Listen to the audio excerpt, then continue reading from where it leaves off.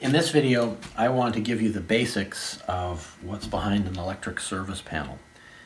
No matter how you finish your basement, you're going to have to tie into power somewhere, even if you're just installing lights and plugs. You'll also need to tie in if you want to power a stove or a washer or dryer, any of those things. So this is where that power comes from.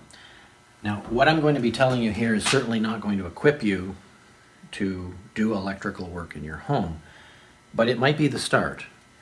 An understanding of how an electrical panel works is the foundation for actually developing the skills to do your own wiring. But even if you have no intention to do wiring, you're going to want to know how this works so that you can hire someone intelligently. So, there are different brands of panels like this, but essentially what a panel does is it takes an incoming feed of power. There are some big wires in this pipe here, and it splits that up, divides it up into different circuits. So incoming power here, and then all of these wires go to different circuits. So this might be a bunch of plugs, it could be some lights. If you look here on these stickers, this tells you where everything goes. You probably know all this already, but maybe not what's going on behind the scenes. And it's important to understand what's going on behind the scenes so you can do your basement properly. So I'm going to take off the cover. Don't try this at home unless you know what you're doing. And we'll take a look inside.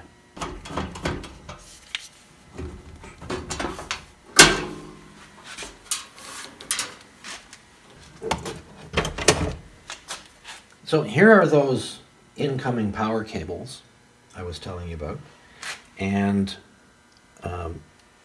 they connect to this, what's called a breaker. A breaker is two things. It's a switch, so you can shut power off, and then it's also a device that reacts to the amount of current, the flow rate of electricity through it, and will automatically shut itself off if the current exceeds the capacity of the wire to carry that current. So this breaker here would be considered the main breaker of the panel. It's kind of like the gatekeeper.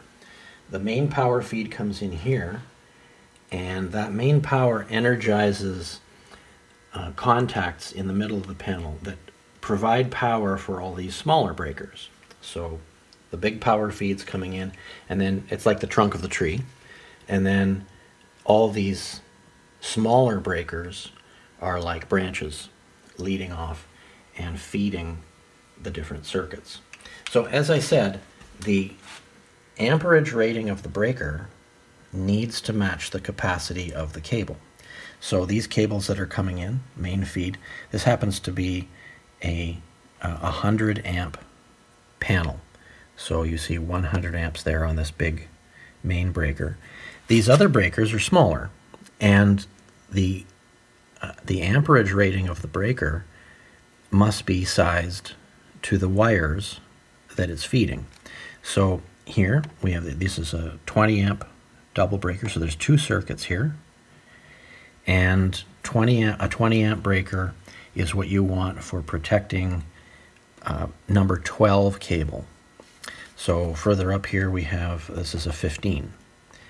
15 amp breaker is what you need to protect a 14 gauge cable.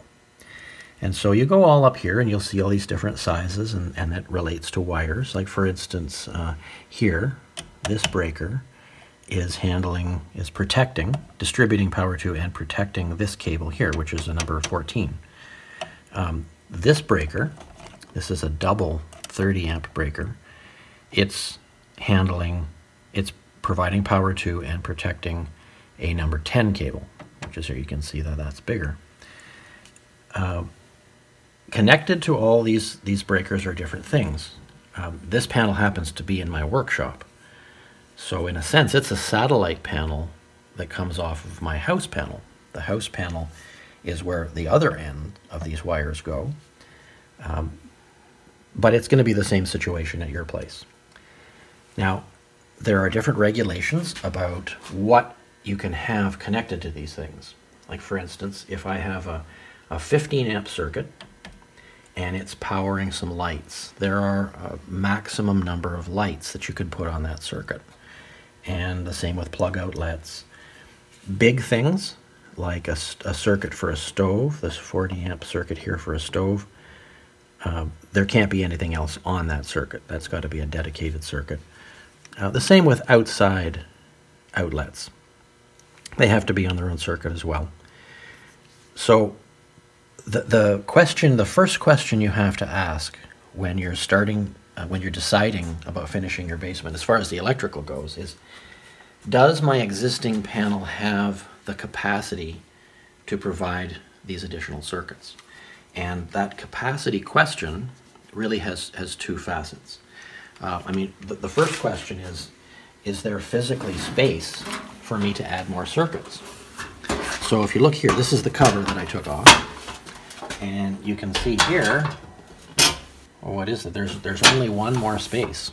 There's only space for one. Well, actually, for two. If I get this style of breaker here that has two breakers in one, essentially, I could get two circuits here. But that's it. Everything else is occupied in the panel. Which means that if your panel looks like this in your basement now, then you are going to have a second panel installed, just simply to provide more physical space for more breakers. That's one thing you're going to have to watch for. There's another thing too. There are two ways that an electrical system can run out of capacity for additional stuff like you might want to have in your basement. One is that there's no space, no physical space in the panel for more breakers. The other is that there's no more capacity in the wires coming into your house. And that can be a limiting factor that's a little harder to determine. Because if you think about it, you're not using all of your things at once. You're not using all electrical items in your house at once. So how do you know whether you're exceeding the capacity of your whole system? That's something that you could get an electrician to help you with, but if you do hire an electrician and he says, well, we've got to replace your whole electrical service because your current service doesn't have enough capacity, that's true. That could be true in your case. And so if you have an older electrical panel, a lot of older systems were 60 amp, 50 amp.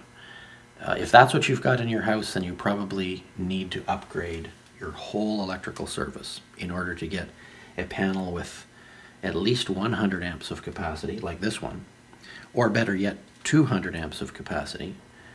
And in order to do that, you're not just adding a second panel, you're actually replacing these wires with wires that are bigger, that feed a panel that is not only physically large, but has a breaker to protect those wires, and the whole shebang will provide enough electricity for you. So if you just need another panel, that's pretty easy. You just get another box like this, you mount it on the wall beside it, you connect one panel to the other with some fairly heavy cable, and then you go on and you install your circuits and go from there.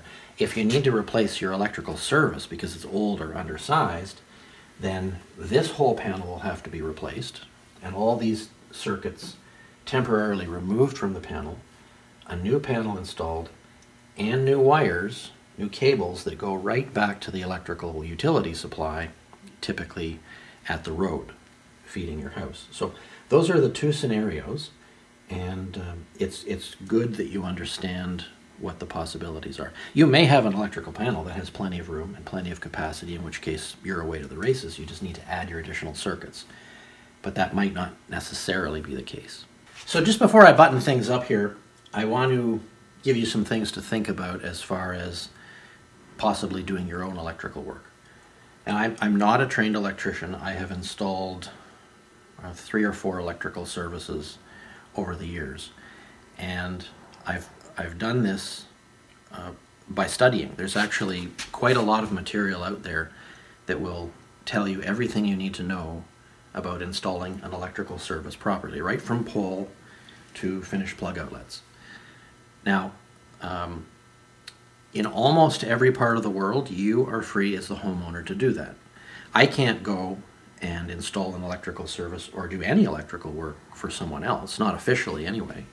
But you're completely allowed to do that on your own. And all of your work needs to be inspected anyway, so there's no risk. Well, I mean, you could electrocute yourself if you started to hook it up wrong, but I'm just saying in terms of the quality of the installation, I as a homeowner need to take out an electrical permit just like a professional electrician would. And that means that I have to have several inspections during the course of the work. So there would be the rough-in inspection where the cables would be laid, but there's no power to the system. There's another inspection, at least where I live, this is the way it works, when everything's closed in but not completely finished. And then there's a final inspection where the guy will come around and he'll look at every plug and every switch, and he'll look at your panel and make sure everything is just the way it's supposed to be. But my message to you is that you may well be capable of doing this yourself, because as complicated as this looks, it's not that intellectually complicated. You're dealing with two hot feeds, 120 volts each, and a neutral, and that kind of provides the basis for the installation. So consider doing the work yourself if you have a little more time than money and you'd like to economize. And if you don't want to do that, then at least you know what this box is and what it does.